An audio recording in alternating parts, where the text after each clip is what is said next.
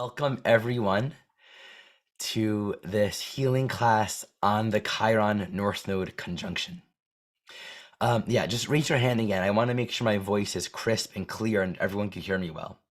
Yeah, it's good? Okay, thank you.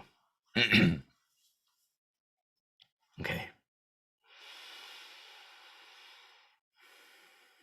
So we're devoting this time together to make a connection to what this new phase of Chiron and the North Node coming together, what that symbolizes, what's that all about? The the reflection that I hold is what's the healing, what's the teaching, what's the medicine. I'm going to start this talk by first laying the foundation for why looking at the North Node is significant. What's the meaning of a planet on the North Node? What does that correspond to? Then specifically the meaning of Chiron and Aries on the North Node. We'll delve into its meaning, what cycle is culminating, and what cycle is just beginning. Because when you have a planet on the North Node, it's not just a conjunction. It says there's a new cycle that's beginning with that conjunction. Something is initiating now.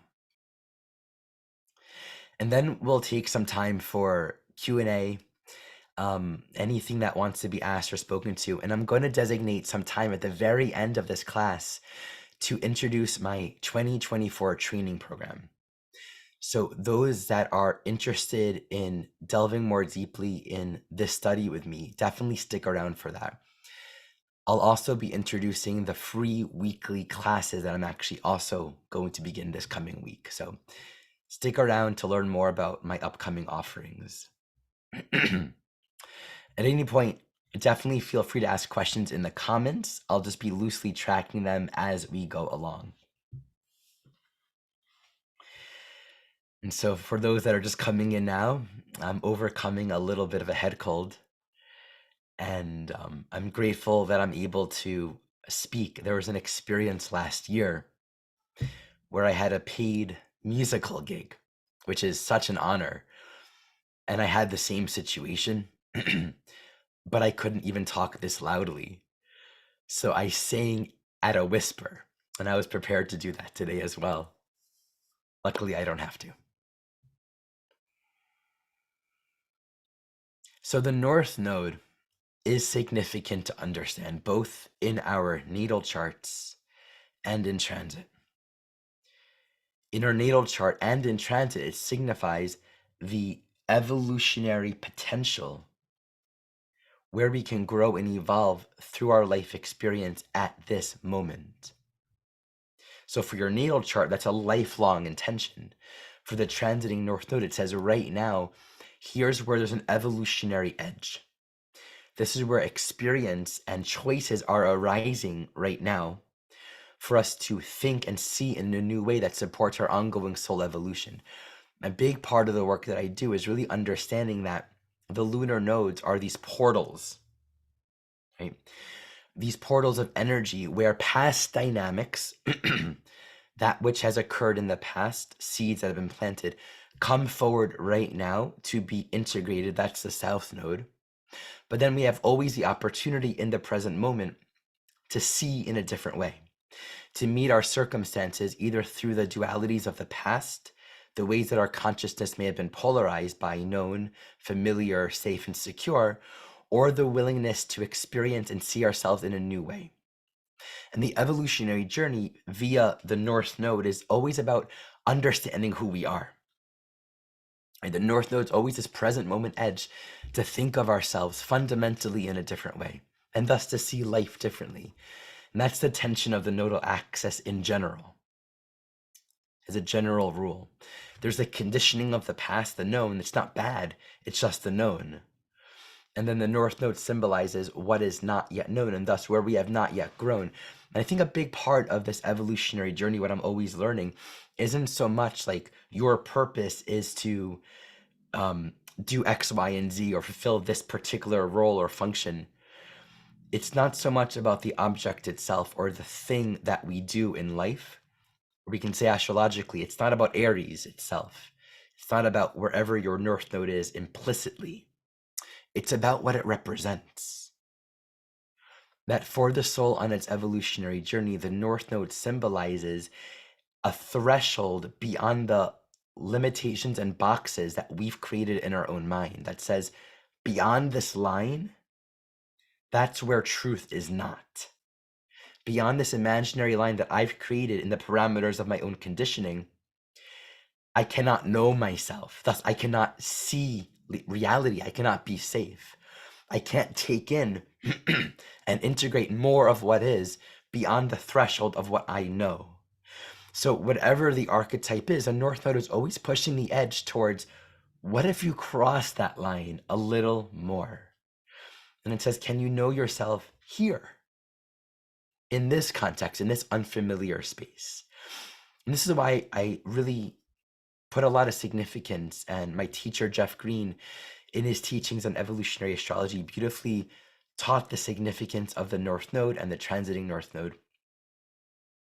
For it does indeed symbolize where we have the opportunity to grow into a broader, more expanded knowledge of who we are. And yet there's often a sort of implicit insecurity in the North Node because it's, well, it's unknown. There's a security mechanism within all of us to stay safe. And this is why I put significance on the North Node. In your natal chart, if you have a planet conjunct your North Node, you would say that planetary function is a key, ongoing focal point for evolutionary growth. The nature of that planet, whatever it is, that archetype, that planetary function, becomes essential in terms of ongoing experience and integration of deeper self-knowledge and understanding and insight throughout your entire life. And I want to differentiate that between, let's say, a planet on the North Node versus a planet on the South Node. A planet on the South Node says there is a lot of familiarity with that, but it's brought from the past, right? So there's work to do. There's integration work that's necessary. Sometimes these are gifts that need to be offered and played out, right? And brought into fruition. Sometimes these are unresolved lessons that need to be further integrated and repeated from the past. But the difference is the South Node says you're completing something and integrating it. The North Node says you're continuing to explore it. You're ever continuing to realize and get to know it. And do you see the difference between the two?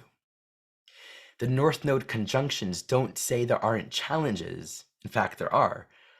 If you have Chiron on the North Node, or Pluto or Saturn, generally any of the outer planets, but even the inner planets, all of the challenges and shadow content that will come with any planetary function, when it's on the North Node, it's still there.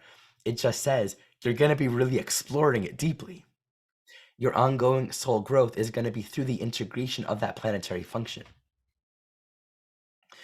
The same is true when we work with transiting planets. Planets on the transiting North Node symbolizes the same thing. It says that planet symbolizes a present moment edge for soul growth. Whatever that planet symbolizes, that's the green light for our evolution. Get really into that planet, and you don't have to try, because that's sort of the evolutionary pulse, the momentum of life right now. It says this is what's emerging. We can resist it. We can say, oh, I don't want to explore that. I don't want to integrate my self-knowledge through that experience. I don't want to go there. And so then there might be a little more difficulty there, a little more stress, a little more challenge. But it says there's a sort of evolutionary necessity in that North Node planetary conjunction. And so there are two principles that I want to offer here in understanding the nature of that conjunction. As I mentioned earlier, a conjunction signifies not just the aspect that we call a conjunction, it signifies both the completion of a cycle and the beginning of a new one. This is an essential understanding in evolutionary astrology that all planetary aspects manifest within a larger 360-degree cycle. It sees everything as a part of a process, which is intuitive because that's actually how life is. There's no experience ever that stands alone on its own in a vacuum.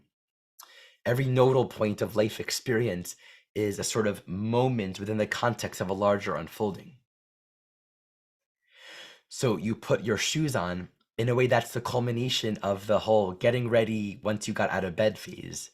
And it's the beginning of the getting out of the door phase. Everything exists in a contextual relationship to a process in that way. And I'll put in the notes, and when I actually send out the recording and in the YouTube description, I'll be sure to link this. There's a really excellent video for those that want to delve more deeply into this, that I co-taught with Kristen Fontana with the Evolutionary Astrology Association on planetary phases. That's a really excellent resource to learn more about understanding aspects within the context of a full 360-degree phasal journey. Thus, looking at the Chiron North Node conjunction, we want to really tune into what's completing and what's beginning. And I really do invite that sort of lens when looking at aspects, whether in your own chart, look before you were born, look after you were born, see where are the planets coming from and where are they moving. And in transit, learn to perceive the larger picture unfolding in time, because then we can really grasp more of the story. We can see what evolutionary process is actually beginning to unfold or culminating.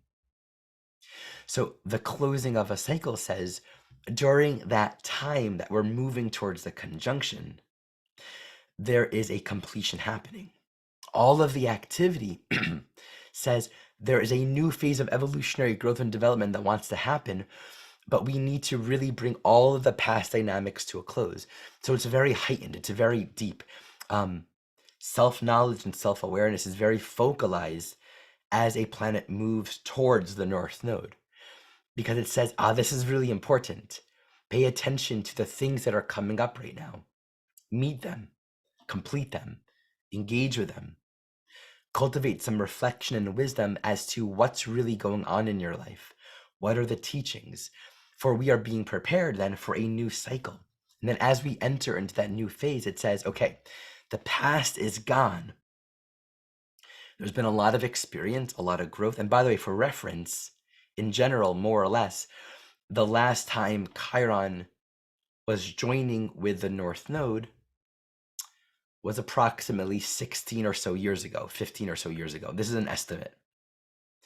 A full nodal cycle is 18 and a half years, and then Chiron in those 18 and a half years is about one sign, So it's been a good decade and a half or so since this cycle last began, right? That's speaking on a very large level.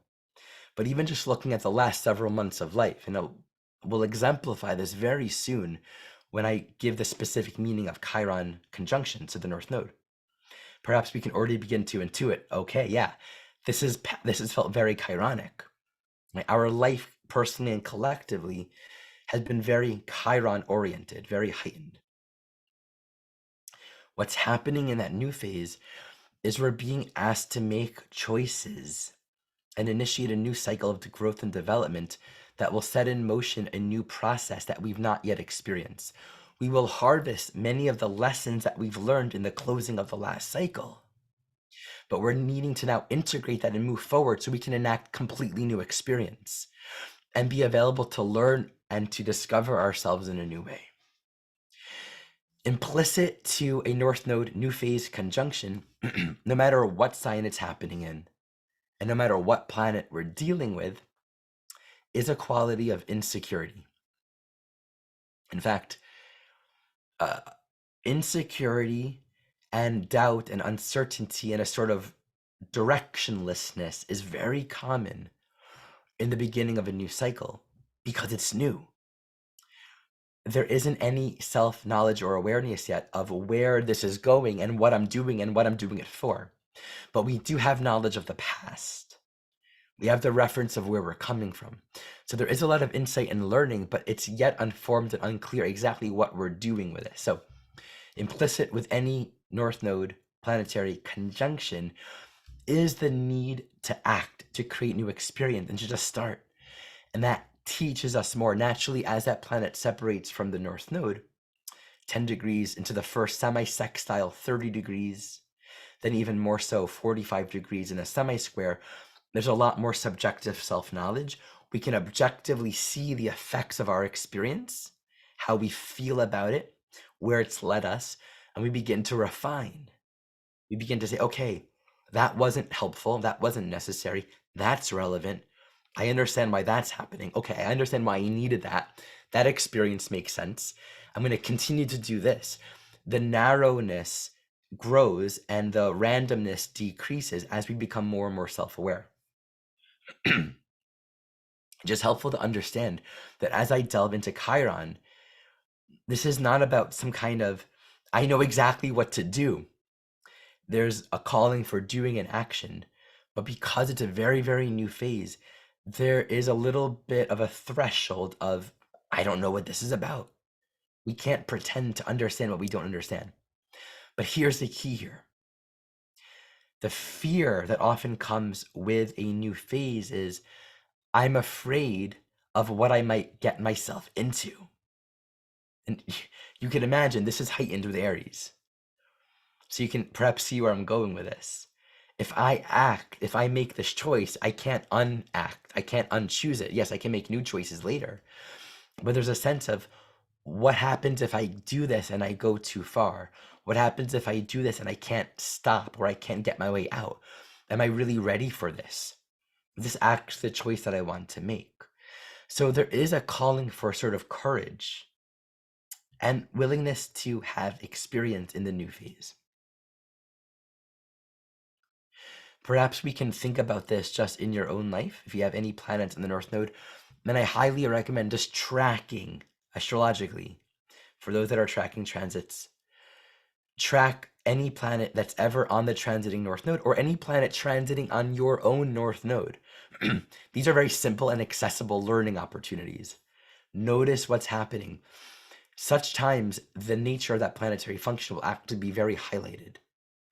And you'll witness in time how experience and self-knowledge deepens and grows, but there is a calling for a sort of courageous moving forward with that energy at that time.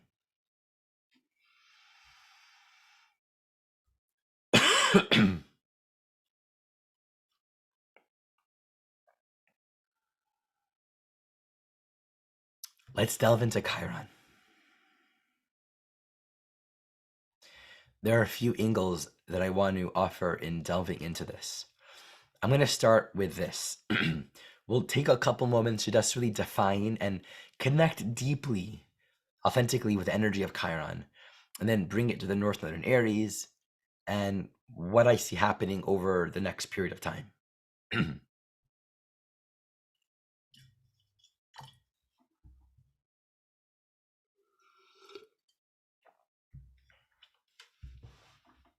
We often hear Chiron associated with the archetype of the sacred wound. That's one of those terms that I think we might be very familiar with, and it's actually very easy to speak about it third around like it is for many terms. But I really want to take a moment and connect with the vibrational energy of that term. I mean, what does that actually mean? If those words actually point to an essential nature and quality of the Chiron archetype, let's think about what that phrase really means. So, wound, of course, points to an experience that created the wound. So the nature of a wound is something that doesn't go away and points to that which created the wounding in the first place. So it's an ongoing reminder of there having been some kind of hurt or peak experience that created some kind of hurt. Sacred. Now, sacred is a very interesting word vibration. I've shared my thoughts around the energy of sacred when I've spoken about Neptune, in the sense that in Hebrew, the word for sacred is kadosh, kedusha, and kadosh shares the same roots as lekadesh, which means to separate or discern. So in Hebrew, the word vibration for holy or sacred shares the same vibration as the word for separate or discern. And that's a very useful Neptune teaching, because it's sort of like the sacred is everywhere, but it's enabled by our choosing to give it acknowledgement. Chiron is sort of similar, but we're now using the idea of sacred in a slightly different way. Certainly, it still resonates with the idea of separate, right? Sacred here says it sets it apart from everything else. This wound isn't a paper cut. It's not I fell off the ladder and I broke my arm. It's something that sets our entire human experience apart from the normalcy, that which is not set apart, of the rest of our life. These are peak experiences that have such a profound impact on our inner sense of being that we can't normalize ourselves afterwards. It doesn't mean there's something wrong with us or broken. It's just that our human condition is now different. And we will often think of this as an impairment in the sense that relative to the norm, to the conditioning, there is some capacity or ability that will function differently. And perhaps in comparison, it won't function as easily. This is the analogy of the one-armed archer. The one-armed archer obviously has an impairment only relative to the norm.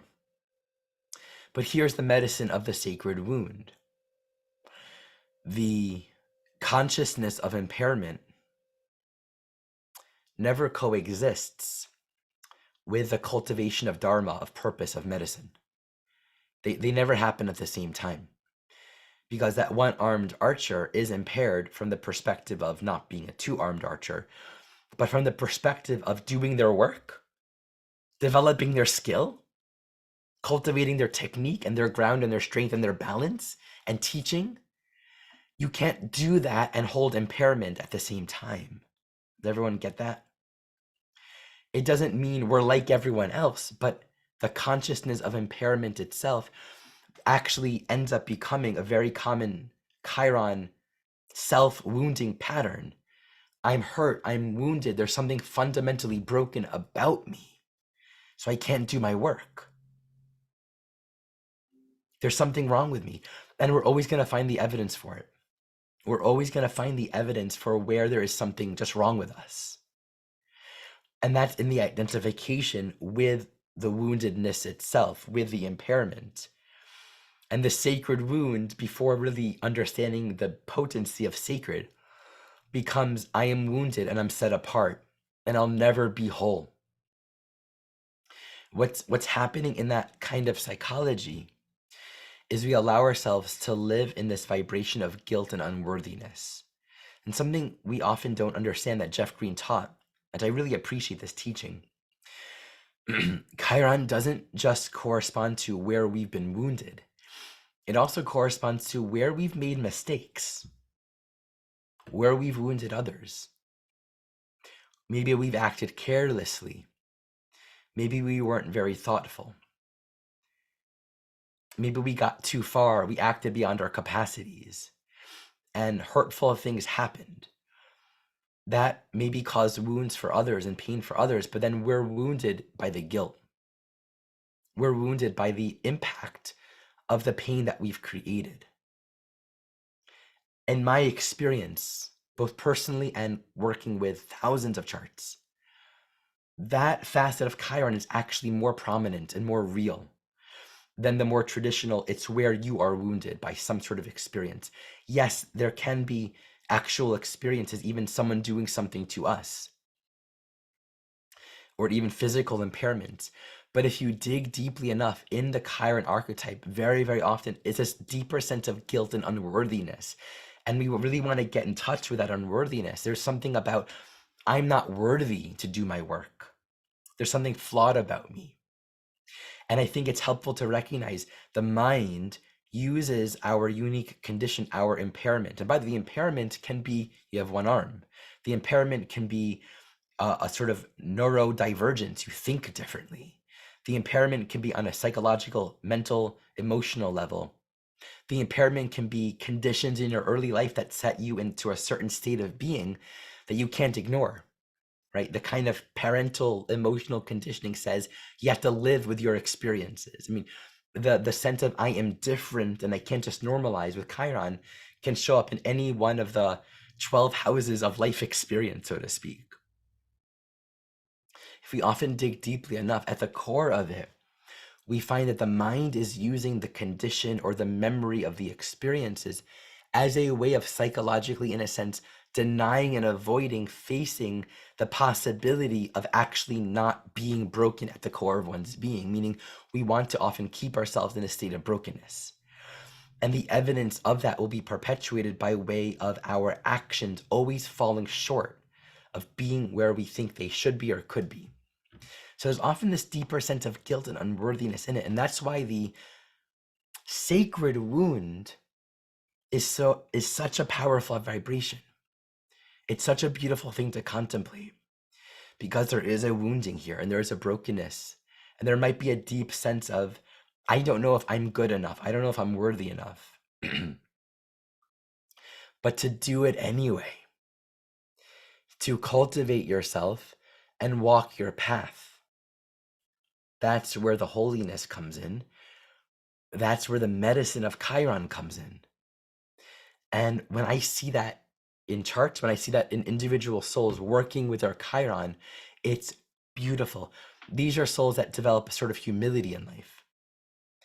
Chiron brings forth a humility and a compassion and a tenderness, because what's interesting about it is doing our work will hurt. It will.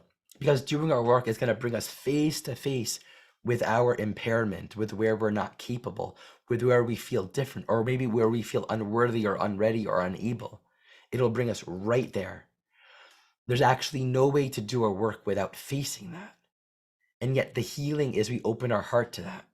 We were watching a great movie, Oscar and the Dark Knight or something like that, a cartoon, all about this boy facing his fear of the dark.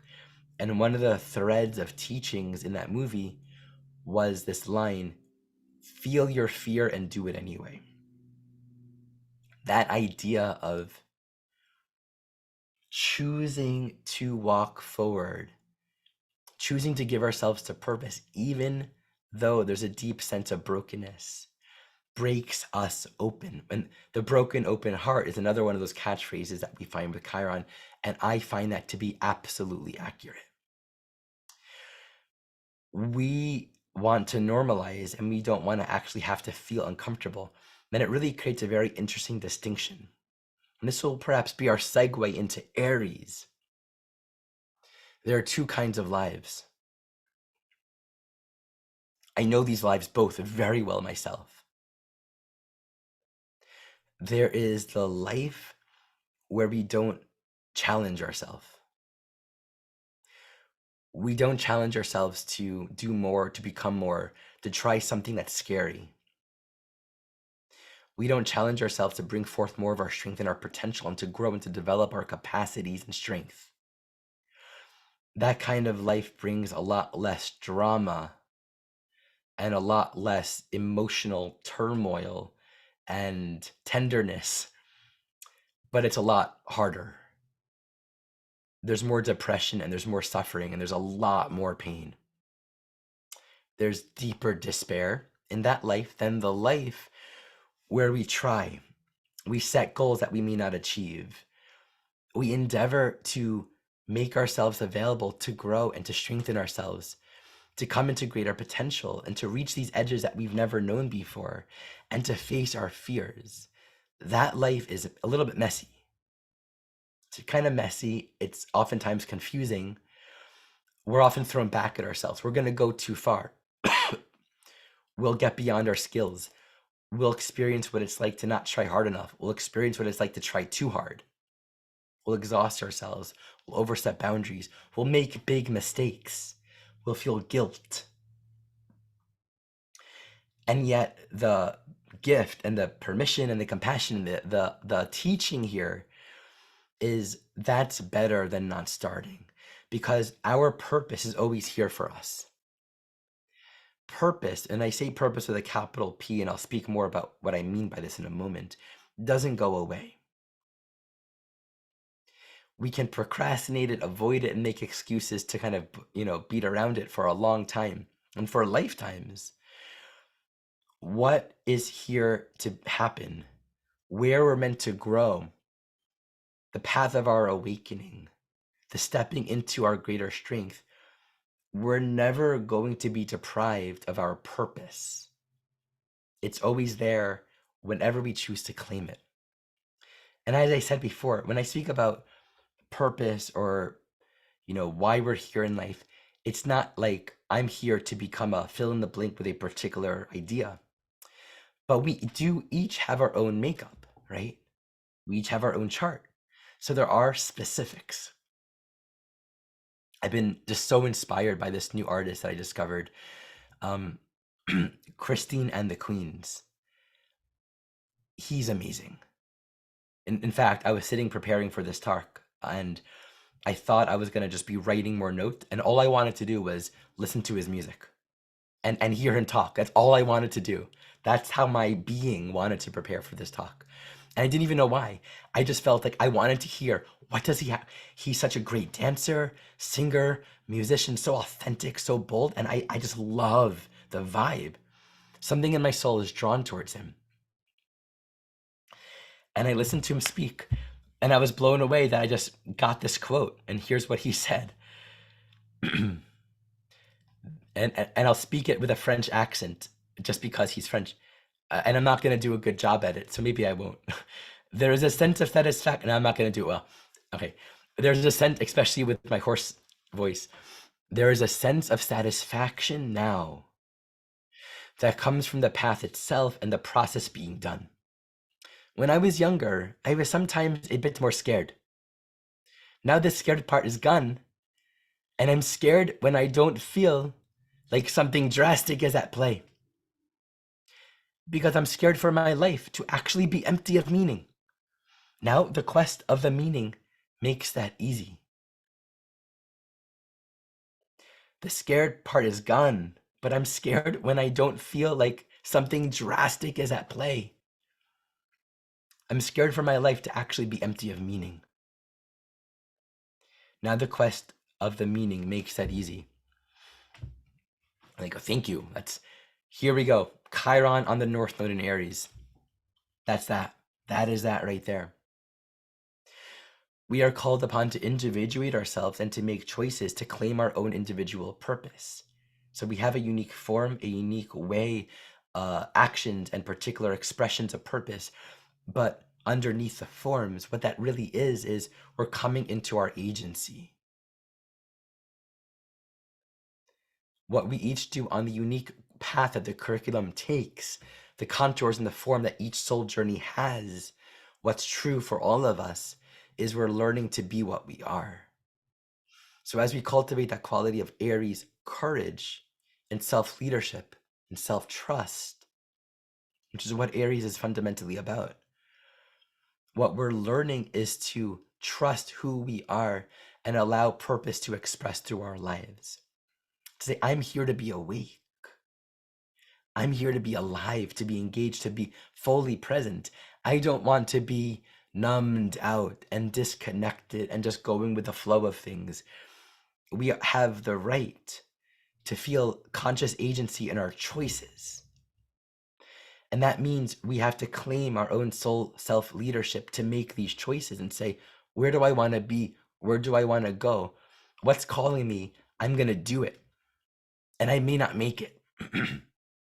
I might make mistakes. I might do too much. I might say the wrong thing or do the wrong thing or hurt someone else, and that will feel horrible. But we're always going to have that incredibly compassionate opportunity from life and existence itself to start again, because purpose never goes away. And the unique way in which each soul is designed to know themselves is always going to be there, no matter how many times we get off the path, no matter how many times we make that mistake. That beautiful Rumi poem, come, come, come again, come again. Even if you've broken your vows 1,000 times, Chiron conjunct the North Node in Aries, now is the time to give our attention to what is the purpose calling forward in me right now. And a couple points to really hold in to our awareness. It's opposite the Libra South Node. So the Libra South Node, being the South Node, is sort of a weight of this is what's familiar and known. We might be integrating a lot of experience there, but the evolutionary growth and ongoing experience is in that north node, where we're continuing to see more of ourselves is in that north node. So we need to really understand any addiction to affinity. I need to make sure everyone likes me or agrees with me or approves of me. Well, that Aries north node isn't going to do its work. If we're seeking approval, if we're seeking to be pleasing to others, if we're wanting to make sure that I'm okay before I do that thing, it's not going to fly. And this is where there's sort of maturing here in that Aries archetype for us to be able to say, I, as a spiritually matured adult, am making this choice on my own. No one's going to be able to validate that for me. This is a part of what happens with Chiron. There's always a quality with Chiron that is self-validating. Saturn, just to give it a little bit of a differential, Saturn very much speaks to the cultivation of authority and advises to listen to your elders. Don't just pave your own path. Cultivate your own inner gauge of authority. Don't look outside for judgments, but listen to those who came before. Follow the instructions. Be a good disciple, okay? Uranus, on the other hand, says there's no precedent, no conditioning here. See life without any filter. Uranus, for those that know a little bit of the astronomy, Chiron, weaves in between both Saturn and Uranus. At its closest point to the sun, it's closer than Saturn. At its furthest point, it's further than Uranus. So there's a sort of energetic in this comet of Chiron that integrates the freedom from the known Uranus and the solidity and structure of Saturn. It's neither follow precedent, because that's normal, nor is it just let go of precedent and liberate from conditioning entirely.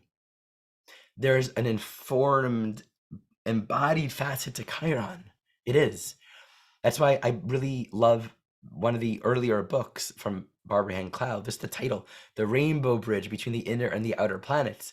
I would translate that as the heart-centered integration between the temporal, physical, human experience and the larger existential, eternal facet of our being, of our soul.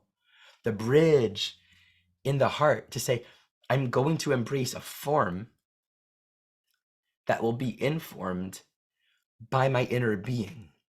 But I have to allow my inner being and my calling towards purpose to speak through me. And then only I can know that. Only the one-armed archer can figure out how to win an archery competition with one arm, can become a teacher with one arm. There are no books to read. You're not letting go of archery. You're walking your path, but you got to do it in your way. Knowing that your life is sacred. Knowing that your life is sacred here. We have work to do. So it's a self-validating experience. We actually give ourselves that permission to move forward, and others have not done it. There's no instruction manual. And with Aries, we really cannot hold ourselves back waiting for permission. And this doesn't mean not doing the Libra thing, because Libra is there.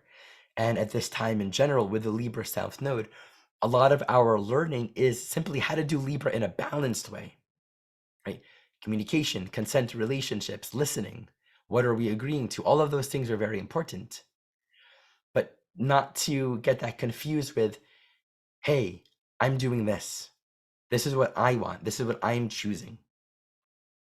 Whether it's a personal relationship or your parents or your boss or your children or your clients, there's a dimension to which we have to be willing to individuate ourselves. All good art. This is why I love Christine and the Queens and a lot of other artists. The artists that I respect most are the ones that are always kind of surprising me about what they're doing. It's not just eclectic as an idea, but they're trying new things. They're finding new avenues to channel. I think of it as teaching, honestly. There's teaching in art, right? They're channeling, they're healing, they're teaching, their art, their expression, their message. New ways. And what they're doing, they're paving something new to allow more of the medicine to come through. I respect that so much. There's something I've taught recently.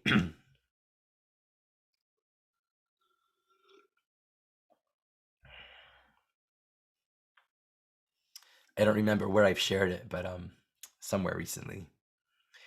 Something I was hearing from the Huberman Lab, a neuroscientist. And I really thought of Aries when I heard this. There's a study that was done that says people that set goals that are easy to accomplish, surprisingly, are less likely to accomplish them than people who set goals that are actually harder to accomplish. Set a lot of really hard and sort of instigating and stimulating and hard to reach goals all at once, but like it's stimulating, right? There's a lot of content in it. It feels more alive. What was the word that Christine and the Queens use? Drastic. I'm scared when I don't feel like something drastic is at play. Set big goals that feels drastic. I may not make it. Interestingly enough, we're more likely to succeed and accomplish and follow through on those goals than we are on the ones that we know we can do. It's surprising at first, but it makes a lot of sense to me. The ones that we know we're going to do, we know we can do it. It's not just that we'll push it off or procrastinate. We're not going to bring our energy up. We're not going to dig deep and meet our fear, we're not going to bring more of our soul. We're not going to bring more of our strength, more of our leadership. We're not going to become more activated. So our vibrational resonance most likely will be lower. Our vibration will be lower. Our presence will be diminished. Things that we may not do well, that we actually may not actually do, and we might miss, that we may not succeed at, when we really recognize we may not make it, we're more likely to bring more of our full self into it. I think that's a beautiful idea. This is what this calls for now. Now, being a new phase, it doesn't say, okay, this is where it's going long term. It says, connect with those instinctual drives and impulses. There's movement happening now. Where are you called to act? Two angles on this. If we don't feel like we know what to do, like I don't know what I want to do, there can be a contented peace that's great. Let's not disturb that. But I think what's more likely with this could be a sense of, what am I supposed to do? Like where do I move? Like how do I make these choices? What do I do about this, right? Where that is manifesting for us, the invitation, and I offer this interpretation both as a teaching but also a prayer for me and for you to hear, to take it into our hearts. Notice how it feels to not feel engaged. Notice how it feels to not feel connected to our agency, to our choice making, to our choosing, to our self-leadership. Allow that to not feel okay. Allow the status quo of not being alive and present and fully here to no longer feel so acceptable.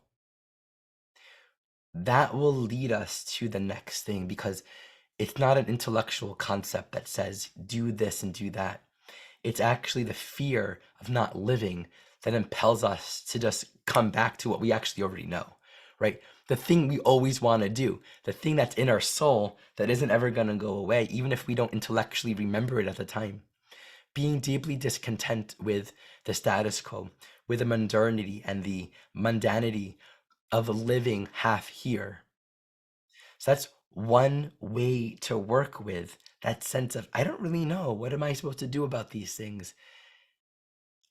Sometimes it's helpful to recognize that the confusion or uncertainty that we feel in life isn't about there being something that we don't understand. It's about the confusion itself and our willingness to engage it further or not.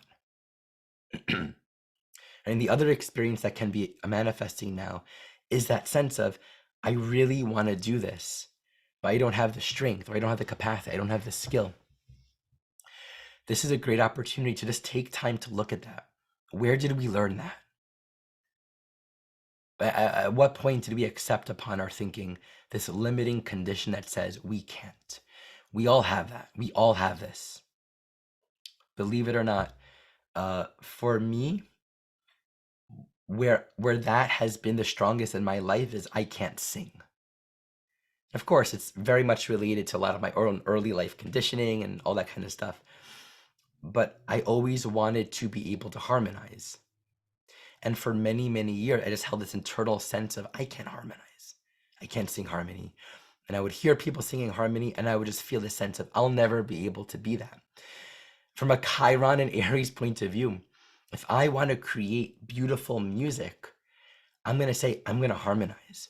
And it might mean taking days to listen to myself on recorder, to practice singing harmony, to playing out the note on a piano and getting my tone in my voice to match it. It might take a lot of practice. But if I really care about it, I'm going to do that. And that actually happened for me. I don't know what the transits were, but this was a very Aries experience for me. I mean, I have Chiron and Taurus. That for me personally has a lot to do with the voice. It aspects of Venus as well. So the voice, singing, all that stuff, and the neck, throat. But just this experience of pushing the edge and becoming a leader of my own soul path. So when I recorded my album over 4 years ago, it took about 4 years to record the actual album. And the challenge that I had in the recording process was cyclically facing a sense of exhaustion. Like I would sing, I would record, and I would try, and I didn't like the way it sounded, and I didn't know how to sing it right. It wasn't on key, and it felt too hard. It wasn't fluid and organic and just the present moment experience of singing and having a devotional experience. And I felt disheartened. And time again, I would return to the musical project with a renewed understanding that my work was to give it more effort, to really say, I love these songs and I want to put forth more effort to really make them what they can be. And if you listen to my album, which I really suggest and encourage and gratefully invite everyone to do, it is beautiful music, and it's a deeper expression of the guidance and the learning and the teaching of my own soul. When I made that album and when I listened to it, the songs and the harmonies feel so beautiful to me. And yet several years ago, I never would have imagined that I would be able to sing that. The process of making it took a very long time. Just one song, to hear the harmony and to practice it and to work with it, I had to have a sort of Aries diligence. I'm doing this. I'm going to keep on going.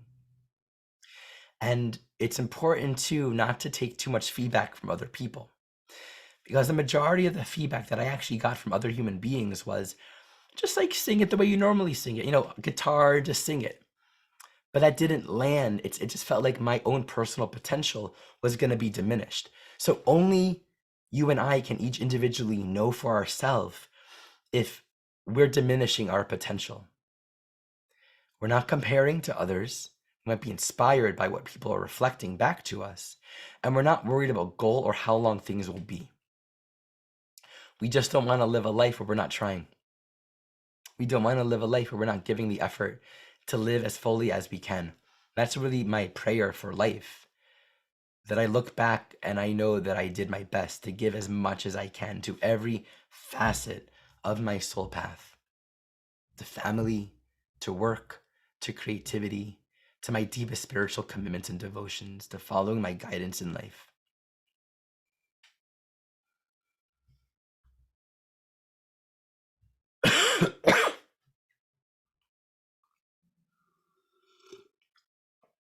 So let me take a moment, see what comments, if there's any questions here.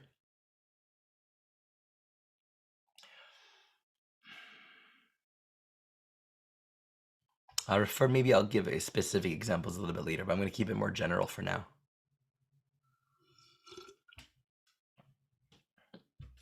So with Chiron being a 50-year cycle and the North Node being 18 and a half years, can you speak about that?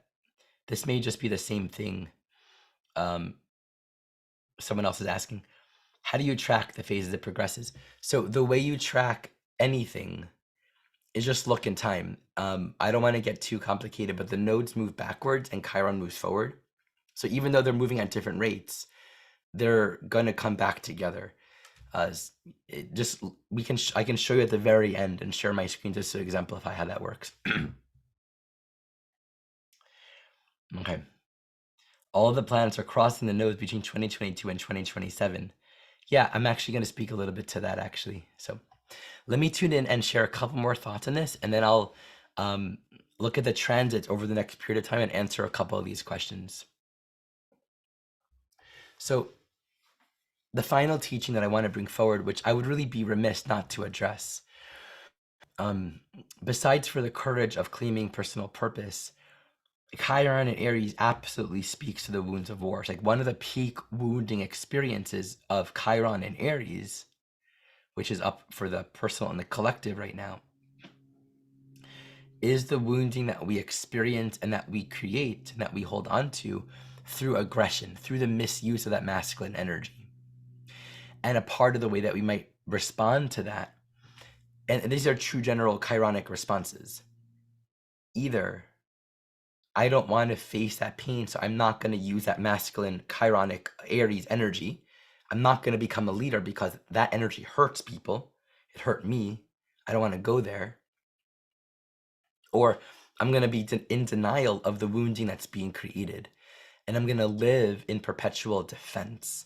And I want everyone to understand that this is the denial pattern that can manifest within a Chiron archetype anywhere, where we actually continue to hurt ourselves and create destabilizing or wounding environments for other people because we're in denial of our unique condition. We're unwilling to actually become vulnerable and experience the fact and connect with the fact that there's something painful happening here. We don't allow it to inform us and teach us. So we just continue moving forward and it continues to cause pain. The wounds of war here say, when we act and we allow anger and defensiveness and attack to overtake us, in those moments, we live in a very two-dimensional reality where the person, whether it's a person or a group or a nation or whatever, becomes two-dimensionally abstract because they have to be worthy. By their nature, who they are has to in some way justify the purpose and the value of our attack upon them. If we saw their humanity and their worthiness, of course we wouldn't attack. To justify an attack, to justify our own violence at any moment in time, we have to be able to rationalize and make life a little flatter and more two-dimensional. And we're not going to be aware of the pain that we're causing, of the collateral long-term damage that we're creating as a product of that process. If you're arguing with your partner and your family, the plants hear you, your children hear you, your body hears you. Right? Afterwards, you'll notice, oh, that was a lot of damage. And if we're in touch with the healing path, we'll feel guilt. We'll feel a sense of, I don't want to ever do that again. But the wounding has happened. The pain is there. The words, the energetics have been in the field. They've been consumed. If we fought a war and we use a gun, we've used a weapon to hurt another, to kill another, we might access a sense of, make sure everyone, please make sure you're muted, okay? There we go, thank you. We might access a sense of, that didn't feel right. We have to sustain our rationalization. And this is about the Aries square to Capricorn, right? Capricorn corresponds to nation, country, borders, right? And nationalism in general. Every nation or country has their own borders and boundaries, and they want to protect that. So I'm fighting to protect our nation or our race or our culture from being hurt or attacked, from the boundaries being dismantled. So from a nationalist point of view, you're fighting in an army, there's always a sense of justification. That point of view is, even if it's just a battle between you and one other person, that fighting is always a defense relative to something that you deem worthy as protecting. Boundaries are being crossed, and you're wanting to protect that which is being violated. And yet, when we see how much pain we're causing, it brings us back into, is there another way? Did it have to go that way? What am I going to do now? What are we going to do with all the pain? And it's really important to recognize in transit that the original attack on in Israel from Gaza, from Hamas, happened 50 years and a day which is a Chiron cycle from the Yom Kippur War, which is the last time that there was an attack in Israel. And yet also what's happened since then, right? Many, many, many Palestinian people have experienced the loss of their lives and their family and the destruction of their own homes and ecosystems, their communities. There have been many Palestinian families that have, or children that have been raised in the context of violence, of having lost family members. And here's the issue. And this is where healing doesn't happen, my friends. People are a little bit too insistent on sides. And they think, well, if I'm not picking a side, I'm not standing up for justice or rightness. And I'm not saying in every conflict that there is equality or equivalency in every kind of situation, but that's very different than making a two-dimensional reality that denies the actual vulnerability of what we are all actually creating and perpetuating, so long as we stay in good side, bad side. It's impossible for me in my heart to do that in this situation. Absolutely impossible. And I will never go and give a political opinion or perspective. I will say that there's an immense amount of pain. And these are the Chiron ruins of war, coming back a full cycle later with the North Node on Chiron this time around. Last time around, I think the nodes were actually squaring Chiron, believe it or not. Now Chiron's on the North Node saying, here's an evolutionary direction. And this is the point. Chiron in October of 2023 was in a balsamic phase to the North Node. It was moving to complete a cycle. And we see what's been going on since then over these several months. It's heartbreaking. Chiron's now entering a new phase, and it elicits the question, what is this new path of healing?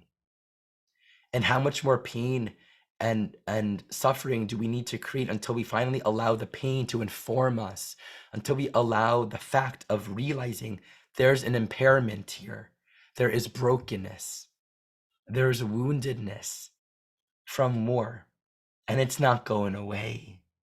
It's not going to go away. What do you do about that? Well, what does the one-armed archer do about that? They have to embrace it. There has to be a new way. I want to share this quote. Again, I'm always amazed by how intuitive guidance works when I'm preparing for these talks. I was drawn to listen to our friend, our family friend, Charles Eisenstein. He's a really beautiful sort of Sagittarius life commentator, sage. And he says a lot of really useful things. And he was really speaking about this in this one article that I was guided to. And these are the words that I heard him saying in an interview. The totality of the stories that make up war, right? What are the stories that make up war? He was telling a story of a young lady, a 6-year-old girl. And I'm sorry, this is a little graphic, but I'm actually wanting to not hide just the reality of this pain. It's here. In her car, and was complete. Her whole family was killed, right, by the IDF. Her sister called humanitarian aid. Long story short, because I can feel it's like really affecting my belly as I'm speaking, but these are stories of war. Both sisters no longer alive. The humanitarian aid no longer alive.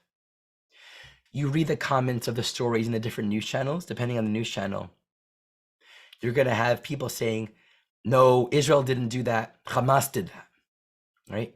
You're going to have people saying, oh, Israel did that. They're so heartless. They don't care. Well, I don't know. Who's true? What's right? I don't know. I don't know. But these are the stories. These are the stories, and these are the different perspectives and opinions that our polarized minds that wants to stay in defense and war and separation create. It was that side. No, our side wouldn't do that. It was that side. Our side wouldn't. But look what happened. It happened. And this is just one story that I happened to pick up. Thousands of people, thousands the past several months in that small region have been killed. So the totality of the stories that make up war gets lost in the narratives of war. The narratives of what is justified and who is to blame. Who is the oppressor and who is the oppressed. Not to say these narratives aren't necessarily true, but they do obscure what is happening. And And that's, I think, one of the hardest things. Let's say we're in a conflict with someone else. It's kind of hard to get beyond the I'm right, they're wrong situation. And you might be right. That other person may have been wrong. But where we lose our agency and where we fall into fear is where we allow ourselves to become violent. There's a section in A Course in Miracles that I become very interested in. It's in the edition that includes a lot of the edited out versions. So original text that wasn't in the original versions. It's in the second chapter, and it's a whole section on the right use of defense. And I'm really wanting to read that. I only heard a little bit of it. But in that section, the teachings speak about all the ways we use defense and inverting that as a protector of truth. I'm going to use defense as a very active Aries, a vigilant no to the intrusion of illusion, to the intrusion of hate. Say, ooh, defense, hate, victimization's coming in. Okay, no. Doesn't mean I'm wrong in the situation. It doesn't mean I'm going to bypass the energy. It means there is another way. And this is important to understand. Chiron, and may this learning be real for all of us. I hold that prayer for myself and all of us, because the calling for this self-leadership at this time can also bring with it a lot of anger. The anger that comes as the result of having not lived in our own choosing. I'm determined, no, I'm not going to take this BS anymore. I'm going to do what I want to do. Right? We can easily move ourselves into separation as we're claiming more of our individual freedom. And that's a mistake that we make when we think that we need to deny and blame and shame and victimize or kind of characterize the other as some kind of threat to our freedom in order to claim our freedom. It's only because we're still young and vulnerable and we don't really know that we've actually always been free, and we don't need to do that. It's because we yet do not know our own strength. There's a quality of strength and courage and self-leadership and trust to claim here that might mean others don't understand. It might mean needing to trust ourselves first so people can see it. I brought up that piece around artists that do bold things because there's always going to be criticism. Whenever someone changes their game a little bit, there's always like, I can't believe they wore that. Or like, what, now they're singing, now they're making art, now they're painting, now they're dancing. You know, you just think you can reinvent yourself. But you just watch and you realize, oh, wow, that's cool. That's good. Like what they're doing, that's actually something too. They had to trust themselves and have a healthy sense of, it's okay. I don't mind the haters. The haters don't really know. They're just uncomfortable with their own life. I honor that. I know what that's like. I'm not going to let that get in the way of me choosing my own. So this is the calling right now. What I want to do is take a brief look at the transits so we can get a sense of what's beginning to unfold over this longer period of time. Okay.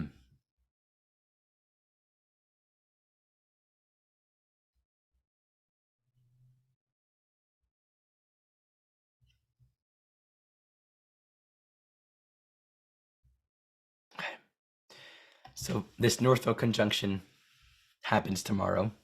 Again, that's just the beginning.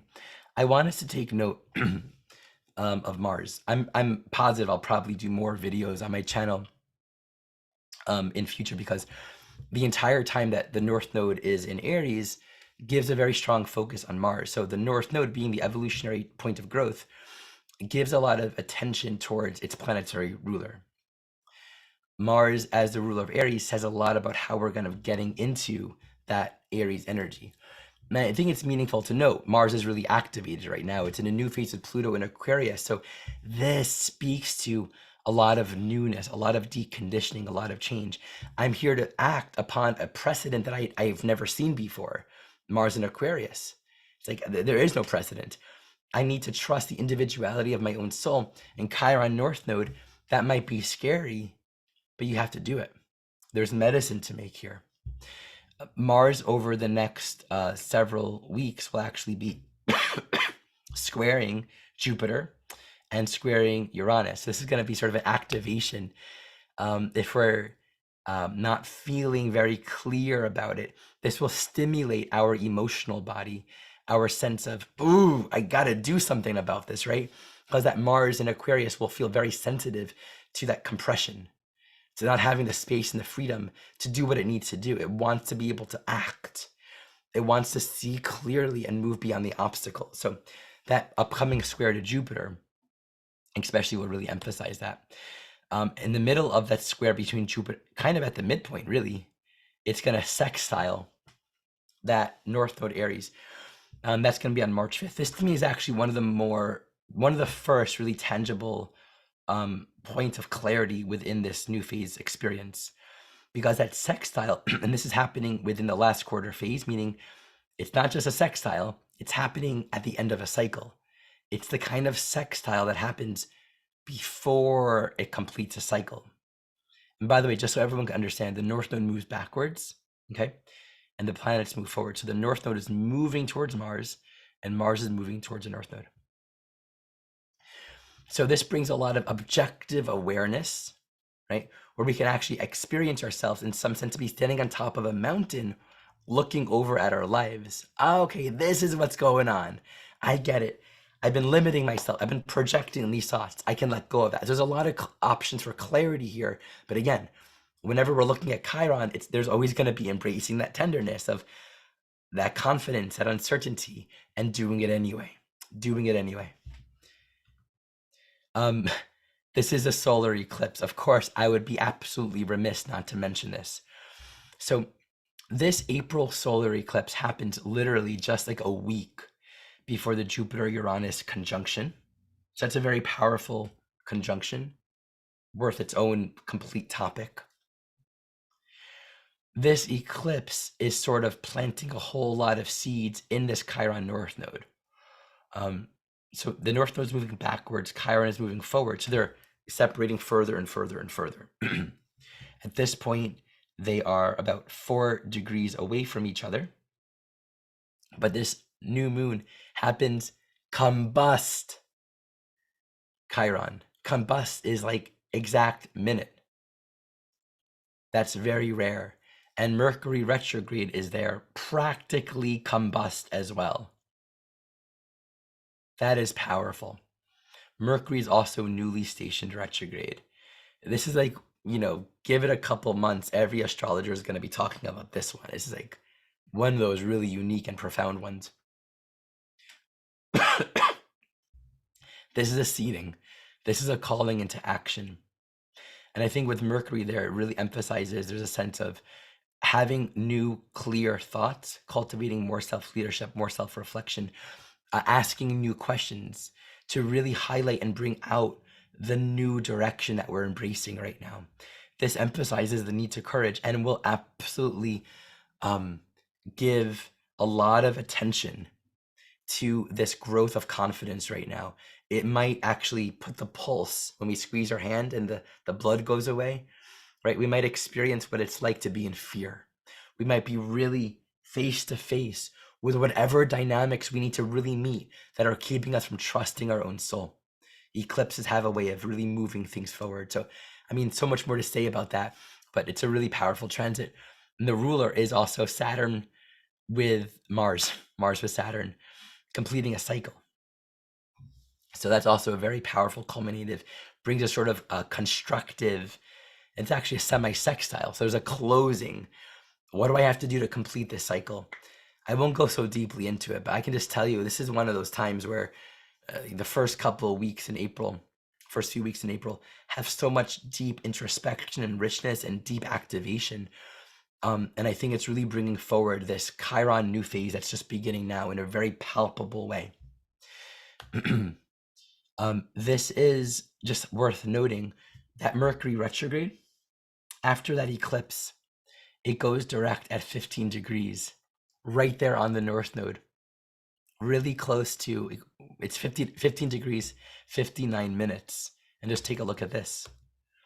This new phase is happening at 16 degrees, 45 minutes. So it's less than a degree away from where this conjunction is happening. Sorry, I missed it right there. Less than a degree away. So we can understand that there's going to be a lot of insight and information and clarity and intellectual processing happening relative to thoughts that are relevant to where we're going. There's just so much growth and riches happening in April. The more I look at this, it's really interesting. And by then, Jupiter will have passed Uranus. So then the last two charts that I want to point to are a little more long-term. Oh, wait, well, first this. Someone pointed out that there are a lot of planets that are balsamic to the North Node, meaning a lot of planets right now are moving towards the North Node. One of them is Mars. So in May, Mars completes a cycle with the North Node. Right now, it's in Aquarius. It's moving towards that sextile.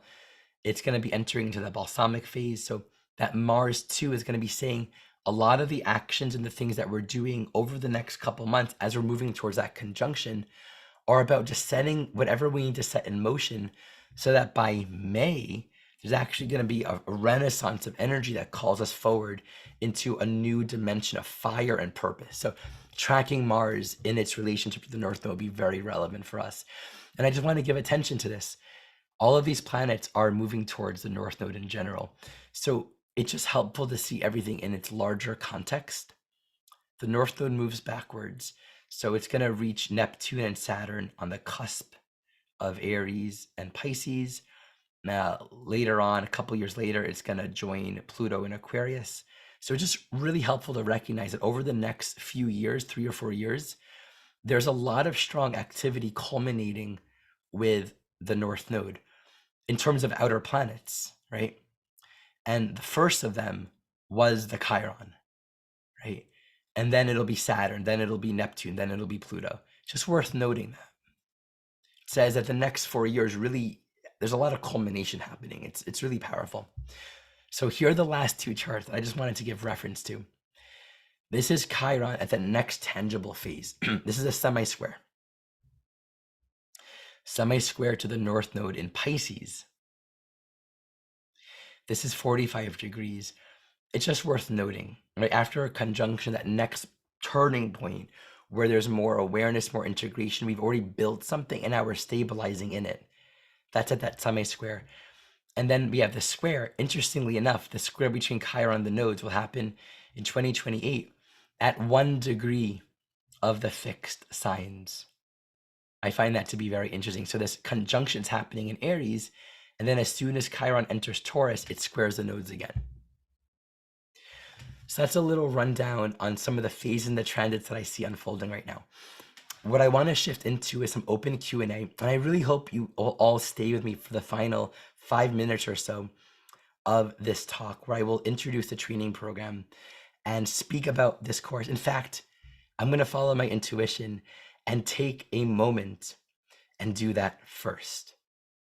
I know there are a couple people, it was depending on children and family, that offered to speak a little bit to the program. I see Yaeli, you're here. If you would like to unmute yourself, Yaeli, in a moment, I want to ask you to speak a little bit to it. Every year I teach this training program. This is an opportunity to study astrology rooted in the teachings of Jeffrey Wolf Green of evolutionary astrology, taught through the lens of my own ongoing learning and realization. This year, I'm teaching a full year training program, a closed cohort of students. I was actually considering for a while making a different open enrollment structure. It's one of those experiences where life gave me really clear feedback that I'm being guided to do it in this way. So you get immediate access to the entire curriculum. And then every week we have a live class. And each class is devoted to Q&A and practice of each segment.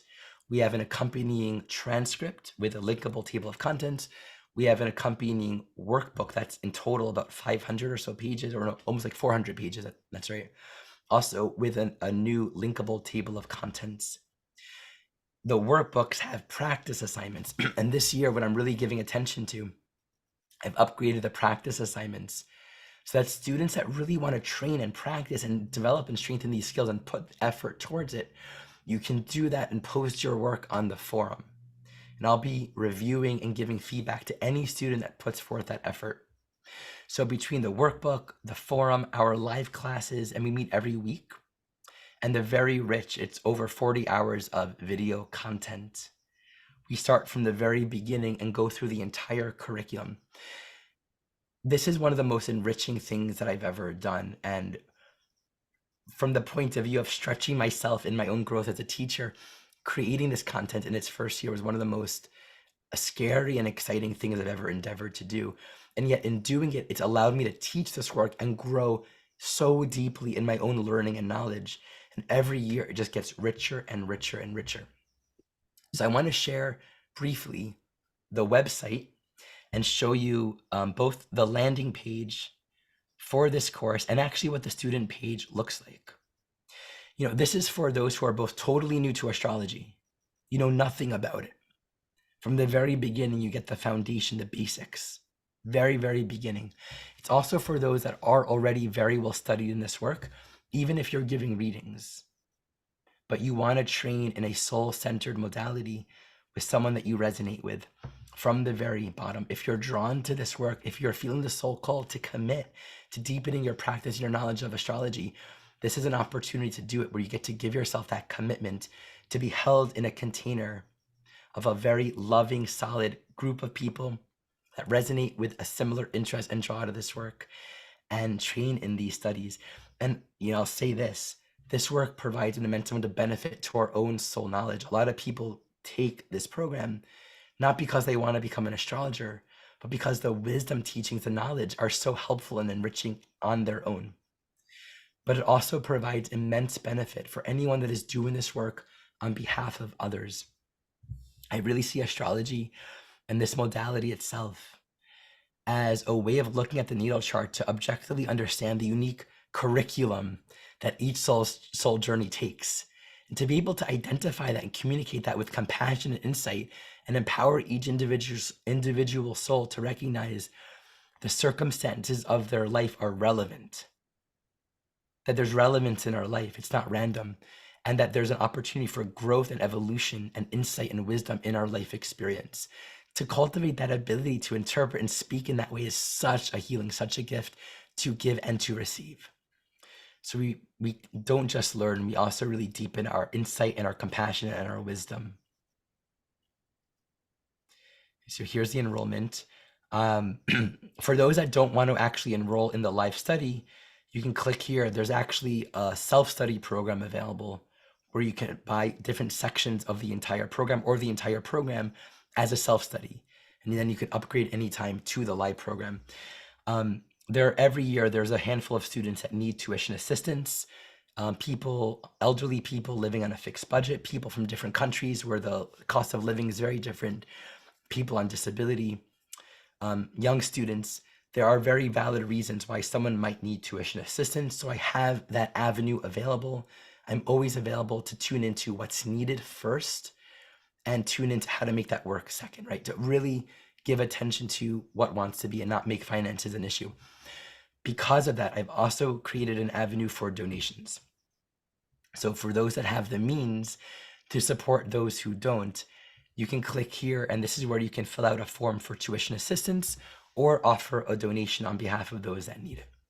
So let me show you the student page. This is what happens when you enroll. There's a calendar of all of our meetings. This is where all of the live classes are posted. Here's a curriculum. It's all on one page. You click here, and you get a drop-down menu. This is all of the videos in segment 1, all of the videos in segment 2, and so forth, right? We have the intro work, we have the planets. Each of these planets is a deep teaching on the planet with examples. We have part 2, and this is about the lunar nodes, Pluto and the nodes, working with aspects and phases. A whole section on transits, progressions, working with life cycles. And I've included an entirely new section this year on actually how to do this work in service to others. And we have the workbooks and the transcription here. So it's a very well-designed student page, and all the curriculum is very accessible. So yeah, Ellie, if you're available, I would just love to invite you to just offer briefly a few words to speak about your experience in this program. Yeah, sure. I really like the new look of the website, Ari. Thanks. Looks great. Yeah. Yeah, I found it really good because it was very organized. And for me, that was really important to go through things in a kind of systematic way. And the workbook really adds a lot. And having kind of that live interaction on a weekly basis just, yeah, is really a potent space. And I felt that Ari was always very a caring teacher and open to answering all sorts of questions, whatever arose for me or any of the other students. Like it was a really beautifully held space, and I'm continuing to learn with Ari. So, that's just an example of how much I enjoy your teaching, Ari, and the fact that, I feel like you've got a really open heart and you're a very loving teacher. And also that the teaching is very, it just accesses that kind of essential wisdom of evolutionary astrology, I guess, which is that it is about connecting to your soul and it is about the spiritual journey that we're on. So yeah, it touched me very much to be part of it. And I encourage anyone who's curious for themselves or to take it further, because I'm personally using the astrology with clients, but it's not, you can use it very much for your own journey. It's yeah, I feel very grateful and I feel a lot of love for Ari and all the students, and yeah, so that's what I have to say. Thank you so much, Ellie. I really appreciate that. Yeah, and something Ellie mentioned is after this program, I continue on with additional practice classes for students that really want to train to become more proficient in working with charts, working with live volunteers, which we're going to be doing soon. Yeah, just continuing to create opportunities to continue to be available and to practice. So that feels like a hearty of enough promo. If the other person that said you might be able to make it are here, you are welcome to unmute yourself. Otherwise, that feels like a good hearty promotional phase. I do want to say one more thing. What I'm going to start doing starting this week is teaching a weekly class for free. This is going to be a weekly live stream where I'm going to be teaching this year. I'm going to be teaching aspects. So, see, a part of what I've been kind of contemplating is I can't seem to get enough in my training program. We can learn aspects and phases, but we can't teach a class on every single planetary, and that would take another 2 years. So I've decided to just make myself available to just share this, and this becomes a resource for all students, whether or not you're in my training program. So I'm doing Pluto aspects. Every week I'll be doing Pluto with another planet. Starts on Monday, tomorrow. I'll be introducing Pluto aspects, and then I'll do Pluto sun aspects, then Pluto moon aspects every week thereafter. When I'm done with Pluto, I'll do Neptune aspects. So this is happening in tandem with my chart interpretation course, with my complete training program course. We meet on Thursday for the paid live training program, and the free program, the free classes are on Monday. And everyone's invited, everyone's welcome to join me on Monday. But for those that want to study and go deeper, if you want to interact with me more and really apply this more, join me in the training program, and you can do this work with myself and with the community. Okay. So thank you all so much for allowing me to share that. Do get in touch if you want to talk more. Enrollment's open. And by the way, I highly suggest enrolling now, because there's a little bit less than a month before our first class, but you have several weeks before that first class to begin studying the content. It's very beneficial to be able to pace yourself, study at your own pace, but then attend the classes and study the segments in class person by person. This can relate to anyone that maybe doesn't feel like they need to start from the very beginning, but they have a very particular interest. Either they want to learn, let's say, that latter part, transits work, or just get deeper into chart interpretation work and not do all the basic stuff. There are two things that I would say. One, if you've never studied evolutionary astrology, if you haven't delved deeply into the actual teachings of EA, I would say start from the beginning, because there's a lot of reframing of all of the archetypes from a very particular perspective, where it's specifically about understanding the evolutionary journey of the soul. And it's a very essential reframe. And I actually often find that those who have already been studying astrology, there's a sort of edge of relearning and unlearning that has to happen. versus people that are totally new.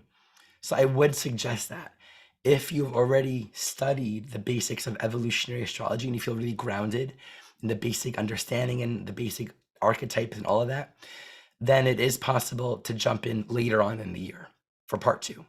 That's a possibility, but only if that's the case.